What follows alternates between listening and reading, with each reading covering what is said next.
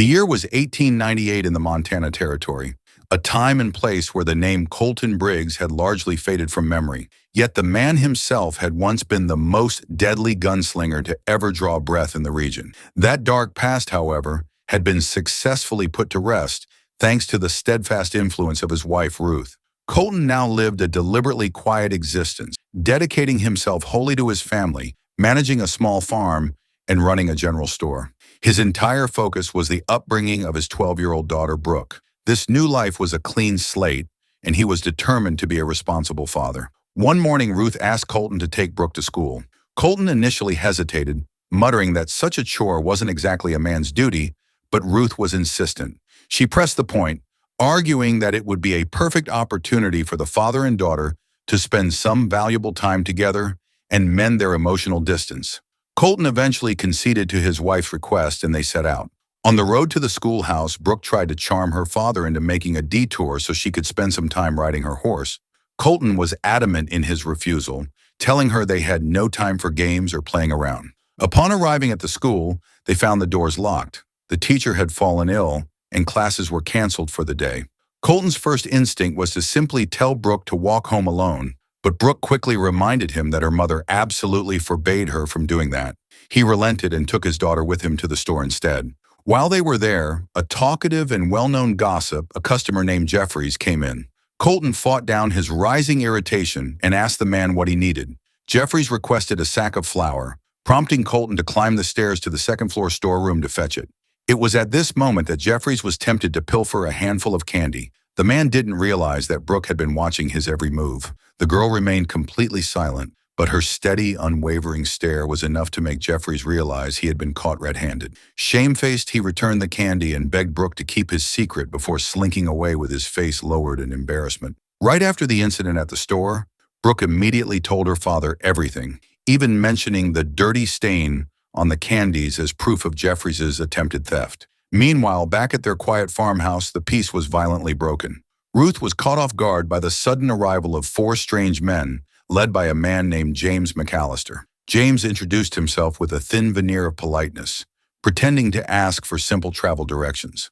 Though Ruth offered him guidance, a deep sense of foreboding quickly settled over her. When the men began to move closer, she realized the danger was immediate and absolute, and she desperately tried to escape into the horse stable.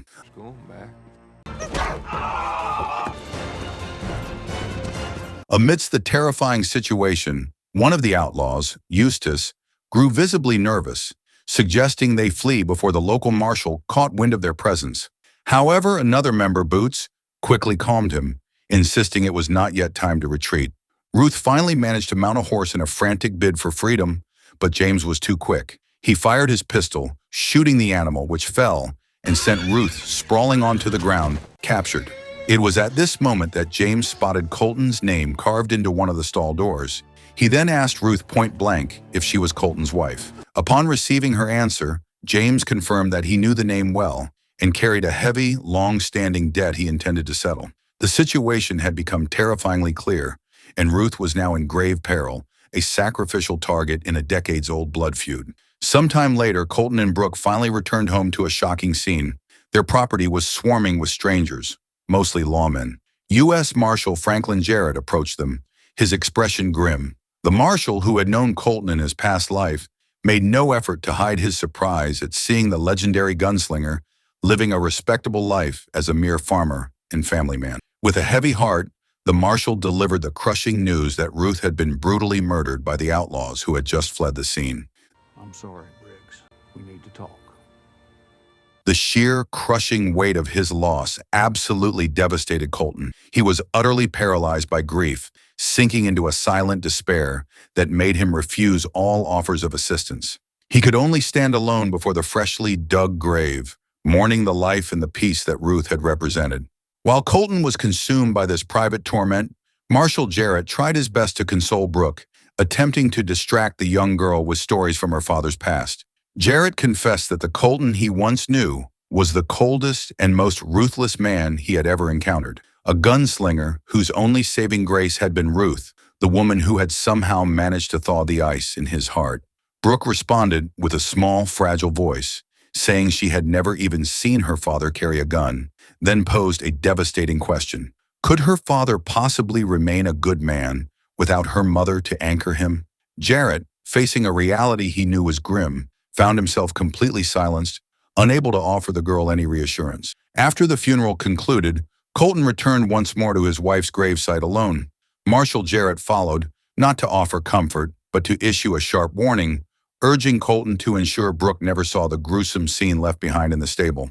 Colton, however, was past the point of being reasonable. His focus had narrowed to one thing. He demanded to know the names of the men responsible for the heinous crime and what the marshal's next move would be.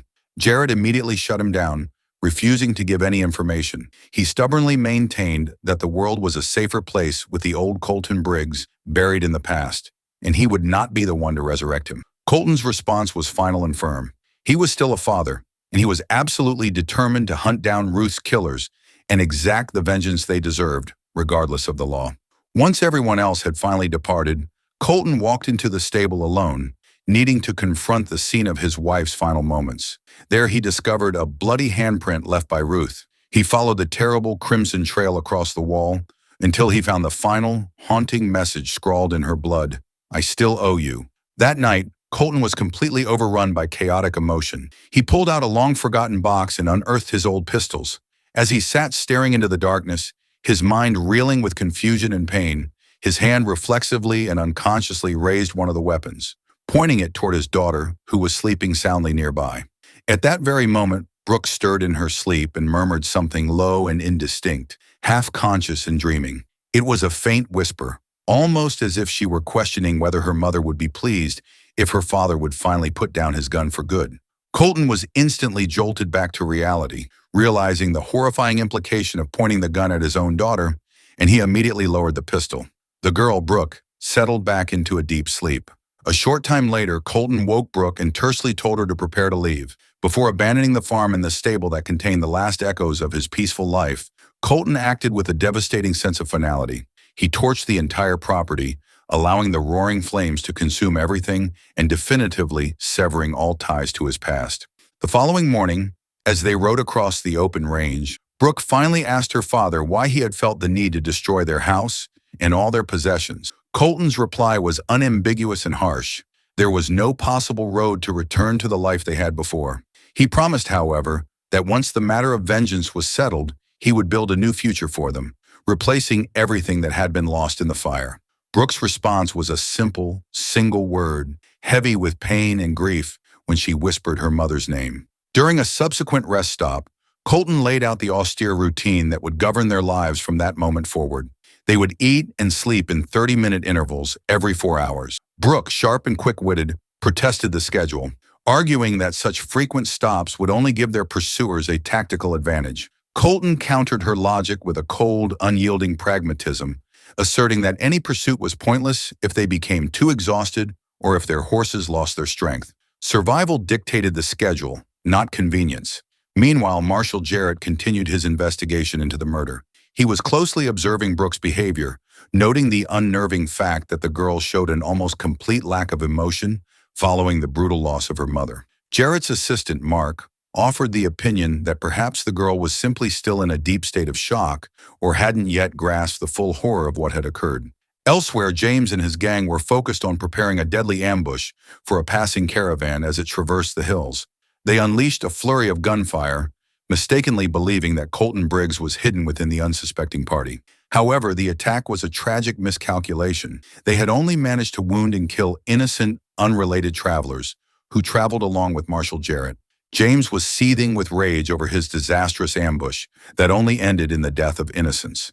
He harshly ordered his men to be far more vigilant and to ensure they were absolutely certain about Colton's presence before they ever fired another shot. With their failed trap now exposed, he decided to temporarily pull his gang back and retreat. Meanwhile, later that day, Colton woke Brooke from her sleep. He calmly informed her that he had heard the muffled sound of a gunshot echoing from the direction of the canyon about 10 minutes earlier. Brooke immediately asked why he hadn't roused her sooner, but Colton, exhibiting his chilling composure, replied that there was no need to rush. They would simply find out what had transpired soon enough. At the outlaws' camp, James had completely lost his patience and was beating boots, furious that the man's hair-trigger response had ruined the plan. Their objective had been to take out Marshal Jarrett first, but because of Boots's reckless, hasty action, the Marshal had managed to survive the attack. Not long after, Colton spotted a lone rider approaching on horseback. Instinctively, he raised his rifle, ready to shoot the animal and stop the rider in their tracks. A terrified Brooke desperately tried to stop him, reminding him that the rider could simply be a law officer and that her mother would never have approved of such wanton brutality. Colton paused, momentarily wrestling with his violent impulse. Brooke pressed him, asking if there wasn't another, less lethal option available. With clear reluctance, Colton finally shifted his plan. He commanded his daughter to feign distress and pretend to weep in order to distract the approaching rider. Brooke nervously admitted she didn't know how to cry. Colton, his voice sharp and cold, firmly stated that if she wanted to survive in the kind of world they now inhabited, she had no choice but to learn. The girl struggled mightily and eventually forced a stiff, emotionless wail out, the sound of which was utterly rigid and unconvincing. Where, my baby, my baby. Where, my baby, my baby. Okay, little girl. Where, my baby, my baby. The approaching rider turned out to be Mark, the Marshal's wounded assistant. Colton moved with lightning speed, swiftly disarming the injured man and immediately taking him hostage, intending to use him as a valuable piece of bait for their pursuers. It wasn't long before Colton and Brooke encountered Marshal Jarrett himself, along with another wounded member of his posse named Greg. With a pistol clutched tightly in her hand, Brooke, mimicking her father's cold demeanor, demanded that Greg surrender his weapon. Greg scoffed at the girl and boldly countered with a threat of his own. In a shocking display of raw nerve, Brooke did something completely unexpected. She intentionally stamped down hard on Greg's injured foot, forcing a howl of pain that caused him to immediately drop his gun. Without a second of hesitation, Brooke snatched the weapon off the ground. After forcing the lawmen to release their now disarmed comrades, Marshal Jarrett squared off with Colton. Jarrett expressed his understanding of the searing pain Colton was enduring, but issued a stern warning that threatening or attacking a U.S. Marshal was a capital offense that would not be tolerated. Colton, in turn, delivered a chilling retort, reminding Jarrett that he was the one who had deliberately withheld the names of Ruth's killers. Jarrett fired back with a decisive declaration, stating that if any further harm came to his deputies, he would personally hunt Colton down until he saw him hang. The tension in the air was thick enough to cut with a knife. Colton pressed the captured deputy, Mark, harder, pushing him to the brink of torture until he finally cracked and begged Jarrett to reveal the truth. Ultimately, the Marshal had no choice but to surrender, confessing that the leader of the murderous gang was James McAllister, who was traveling with 3 other men. Jarrett further revealed that the talk going around suggested James had been promised a hidden stash of money, which was rumored to be concealed in a vault if they could escape from Power County Jail.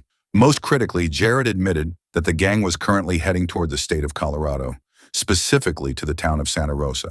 He added a cryptic note mentioning that James had spoken of a girl being there as well.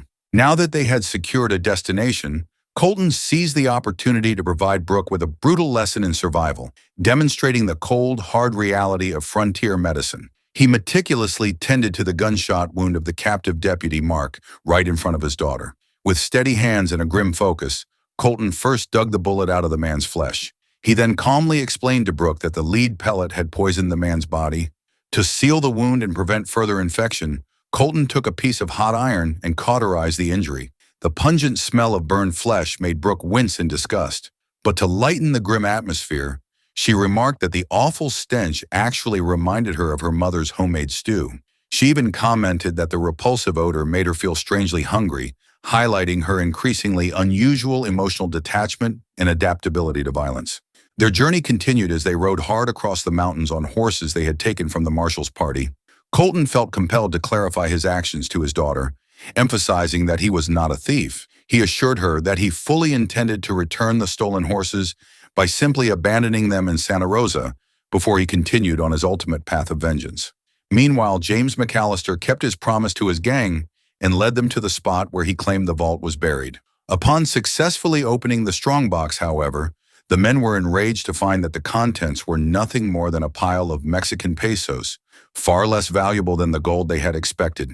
The outlaws erupted in angry protests, but James remained perfectly composed. He raised his pistol and calmly told them that if he had truly intended to cheat them, they would all be dead already. He then commanded them to remain silent for a full year, confidently assuring them that the pesos were still enough to secure a life of luxury. Boots, one of the gang members, saw the opening and pressed James about their need to search for Colton Briggs. James answered with a cold smile and a look of absolute certainty, explaining that there was no need to hunt Colton because the man himself would come directly to them. The entire situation, including the murder of Ruth, had been meticulously planned. Upon reaching Santa Rosa, the gang established themselves in the town. One of the gang members expressed his fears that the local sheriff might catch wind of their presence, but James quickly assuaged those worries. He revealed his foresight by telling them he had cut the telegraph lines, a tactic that would buy them a vital 4-day head start before news of their location could spread. He then meticulously organized their defense, implementing a new security routine where everyone would stand guard on a rotating basis, switching shifts every 4 hours. That night, while Colton and Brooke paused for one of their short essential rests, the girl used the quiet moment to ask a profoundly personal question. Had her father truly changed after meeting her mother? Colton's reply was starkly honest. He confessed that he had indeed been a cold, fearless, and utterly emotionless man. He admitted that, in his former life, he hadn't even been able to shed a single tear when his own mother was buried.